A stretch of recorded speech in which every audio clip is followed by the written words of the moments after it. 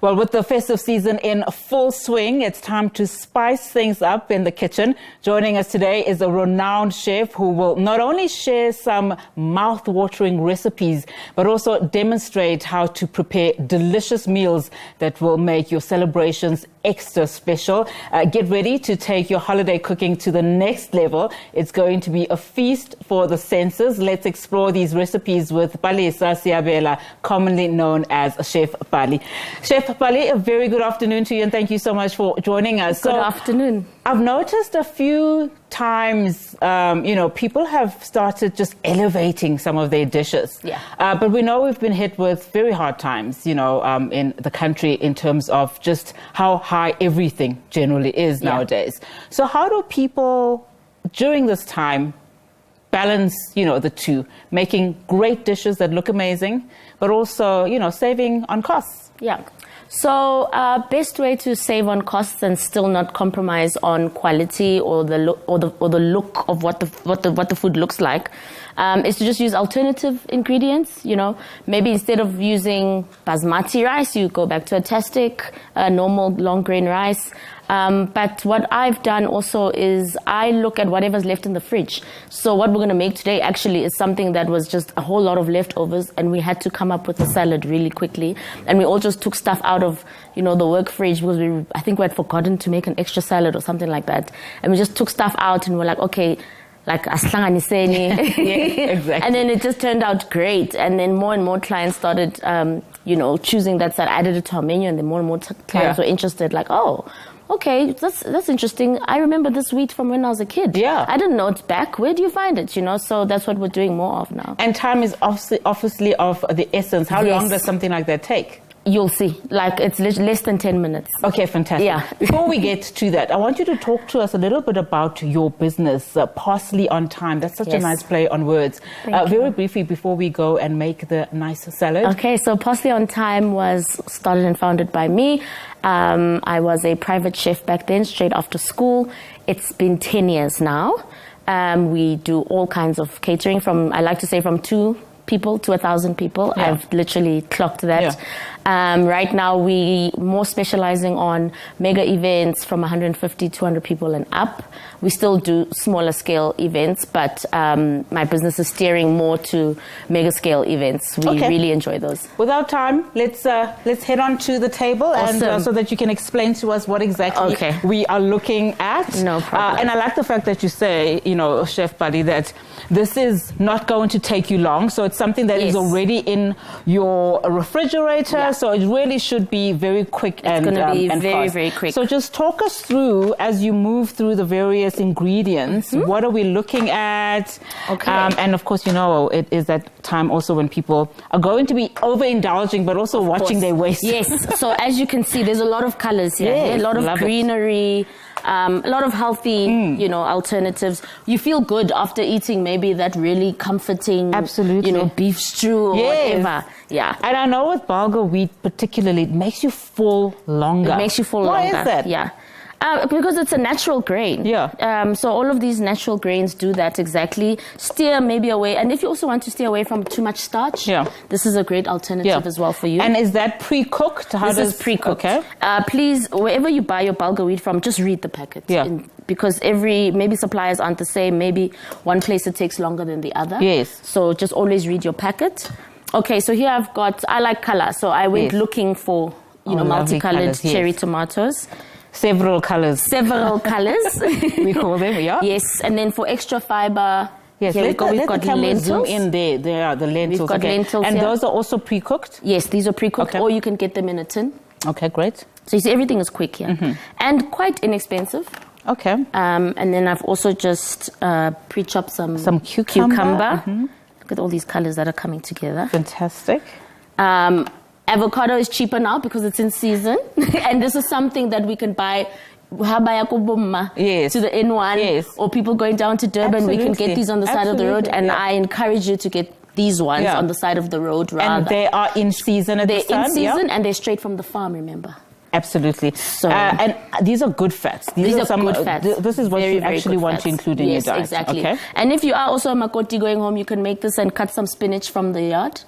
Absolutely. Right? So this is baby spinach. Yeah, maybe next show you'll teach us how to grow our own. Oh, I would love because that. I think that's important. I would definitely and I think a lot love of people that. are doing that now, actually. Yeah, because as we said, we've all hit hard times, and I think we're just all more conscious about what it is that we put in our stomachs. Oh, that is already looking amazing. Yes, and then I've got some fresh basil, which is part of growing your own. Yes, yes. And this smells lovely. It tastes lovely. Of growing your own, I mean, we know that a lot of supermarkets are now stocking them in those plant bases already. So you can buy them almost growing into this pot plants and just grow them in your own house. So part of your I think groceries, that makes it so much easier. Yeah, just throw those in as part of your groceries, you know. Okay. That makes complete sense. And then, like I said, leftovers, right? So in our kitchen, we usually have pickled onions. Pickled onions is just slicing a raw onion and putting it in red wine vinegar. Oh, wow. And that's it. There's a trend going on now at the moment. I don't know if you've seen it in terms of just how yummy it tastes and how to make it. That's also pickled but fresh, you know, so you don't have to store it for longer and whatever the case is. Is that something that tastes similar? And yes, it keeps your food longer. So if you see that things are going off in your fridge, this is a perfect way to...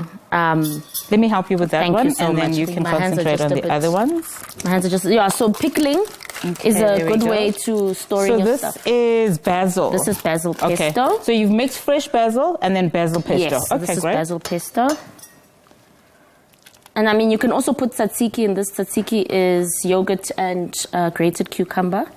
So that would also work lovely. Okay. But this is just my... That looks amazing. This is just my favorite combo. And I mean, look, as you can see... And these are just chickpeas, basically. This is hummus. So it's blended chickpeas, olive oil, and sesame seeds. Fantastic. And you can even add, what's it, roast pepper, if you want. Yeah. Yeah.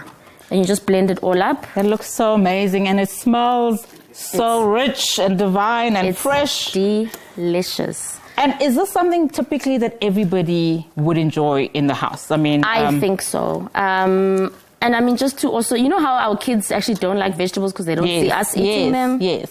Yeah. So my son also used to just dislike vegetables, but I realized that if I don't do it, he won't. Yeah. So I make all these salads now, and he just loves them. He likes the colors. I can't get over the smell. And so what would you typically serve this with? Any protein. Yeah. You know, I mean, this is also good for January, guys. Yeah. And I mean, when we have health goals. have it alone. Yes, If you're vegetarian, you could definitely have it alone. It's basically a full meal. Perhaps someone who's vegetarian will bulk it up a bit, maybe with actual chickpeas or more beans. I don't know what I'm going to do because I'm actually thinking there's so many of us in studio.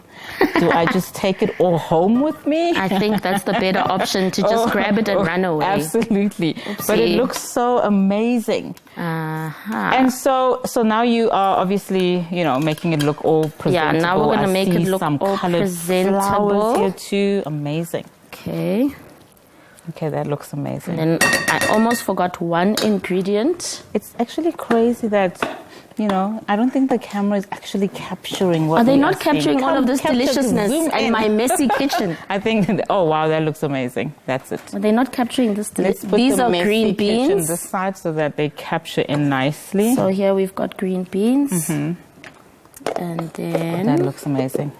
Thank you so much, my sous chef. I just want to see that. So now we're beautifying. Where that goes. Yeah, no, absolutely. Now I want us to... And maybe just talk to the beautification process. So like I said earlier, we eat with our eyes, right? Yes, we do.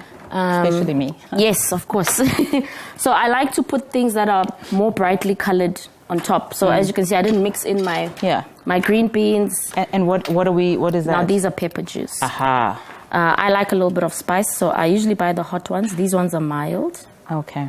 So you see, the brighter colors, let them shine. That is amazing. Let them shine. And look, people don't even care what's inside. Yeah. Only halfway they'll be like, oh, there's onion. Exactly. Oh, it's okay. I don't like it, but it's nice. And I love the fact that you're right. I mean, if you prepare everything beforehand, the actual making process is so quick. Much easier. Yeah. And actually preparing this took me about 15 minutes. Oh, wow, okay. My bulgur wheat took 15 minutes as well. These are edible flowers. You can find them at any local grocery store by the vegetable section. I mean, this is just a nice... You show that you care. Yeah, that looks amazing. You just show that you care. And there you have it. That's it. All right, Beautiful. let's quickly, because we've run out of time, run through the ingredients, Chef Pali. Okay. So what do we have again? So we have bulgur wheat, we have cherry tomatoes, we have cucumber. I want to actually do this. So there that we the go. camera We have gets it all in. cucumber. Yes, that's we it. have lentils. Yeah. We have avocado that I said you should buy from the side of the road. Yeah. We have baby spinach. You can also use normal spinach. We have green beans. We've got pickled onions. We've got pesto, basil pesto. Yeah. And we've got hummus as well. Some fresh basil leaves. And obviously the green beans. And then just to beautify, we just added garnish of edible flowers. And there you have it. Voila. And in fact, I can say that this could be upmarket. Yes. And also just down market. As you said, it can also be a January dish. Yes, it definitely could be a January dish. And like I said, people are going home. Usually homesteads have these things growing in the yard already. Absolutely. So it's a South African salad. But thank you so much, Chef, for joining us this afternoon. But before we go, very quickly, just in terms of what are some of the trends that you're seeing now in as far as just the ingredients, the type of ingredients we're seeing now more in our dishes? People are going also traditional dishes when it's Christmas time, festive time. What are the trends that you're picking up? So people are using more traditional dishes to their own heritage, and what they're doing is probably just mixing it up with, your basil pesto, mixing it up with the things that we like to indulge in. I know that there's samp now, which we call African. So there's people that say African risotto because we make it in a risotto style, but it's samp. These kind of grains as well, lentils, bulgur wheat. We all just elevating them. Sorghum as well is lovely as a salad or in food. So we're just using what we've known, we've grown with, and we're recreating